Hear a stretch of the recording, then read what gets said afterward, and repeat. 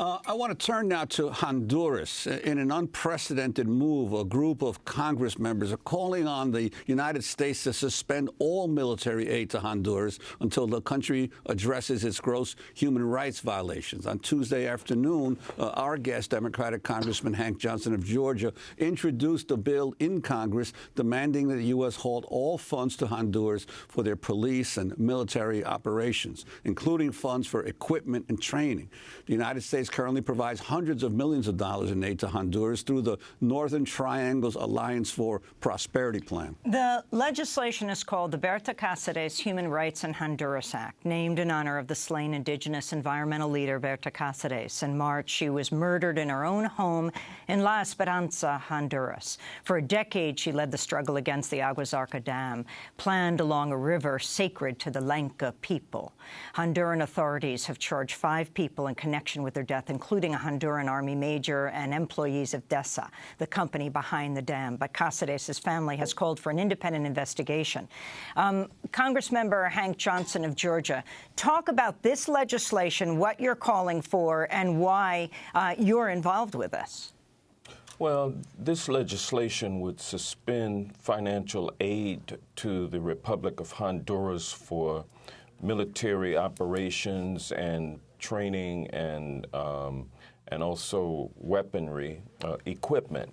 It would suspend U.S. financial assistance to Honduras for those purposes until such time as the Republic of Honduras can demonstrate that it has adequately and transparently investigated and taken action on the many killings, unlawful and extrajudicial killings of human rights activists, environmental activists, LGBT activists, human rights defenders in Honduras. There's been a scourge of killings. The killings have been linked to the corrupt police and security forces and also the military units within Honduras. And it's time for action. It's time for the United States to stop supporting these kinds of regimes. Quite frankly, they're illegal. This is an illegal regime that overthrew a duly elected president. And since that time, this kind of violence has rained down on human rights defenders in Honduras. And it's time for the United States to stop its support for those kinds of activities by that government. And you named the bill after Berta Cáceres.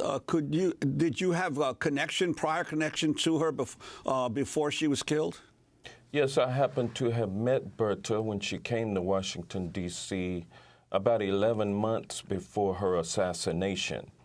And we knew her to be a staunch advocate for the Lenca people, a staunch advocate for the environment, against the exploitation of land by transnational corporations who came into Honduras to try to set up hydroelectric dams on rivers that, quite frankly, the Lenca people have historically depended on for their welfare, for their basic food, water, and for their living conditions. And so for transnational corporations to come in, appropriate Lenca land for their uses and without any consultation with the Lenca people.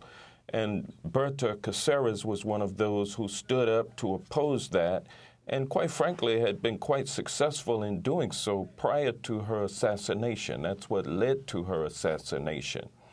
And there are indications that the assassination plot goes higher up than just simply people working for these transnational companies. It appears that the military as well as security units within Honduras were complicit in this assassination, and it needs to be investigated, and there have been calls for an international independent investigation of the killing. And I'm hopeful that progress can be made in that regard. Congressmember Hank Johnson, you have mentioned that, this aid has continued through the first coup against Mel Zelaya, who was the democratically elected president. Juan, you got a chance to question Hillary Clinton, the presumptive presidential nominee of the Democratic Party, at the New York Daily News editorial board meeting. She was Secretary of the State at the time, very quickly recognized the coup at the time and tried to get other Latin American countries to support the new government. Yes, and I specifically asked Secretary Clinton about the about her particular role in terms of not seeking to cut off the aid.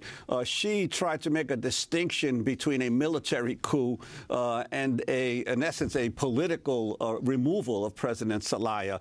I'm wondering your view of what kind of coup it actually was in Honduras. Well, it's clear that the democratically elected president was removed, and it was against the will of the people. And that individual was not allowed to participate in the new election that resulted in the installation of the current president.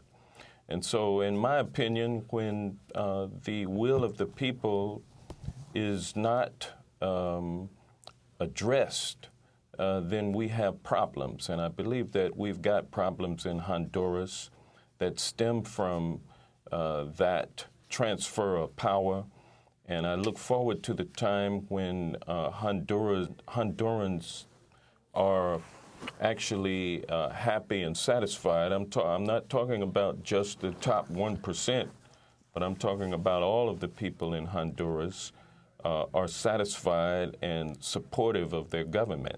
Congressmember, I don't see how that can happen when the government is involved in the assassination of human rights activists and people who speak out against government policies. That's something that the United States should not be supporting. Democratic Congressmember Hank Johnson of Georgia, thanks very much for for talking to us, co-sponsor of a bill that was just introduced to the House to suspend all U.S. military support to Honduras. It's called the Berta Cáceres Human Rights in Honduras Act, named after the recently assassinated Honduran indigenous environmental leader. When we come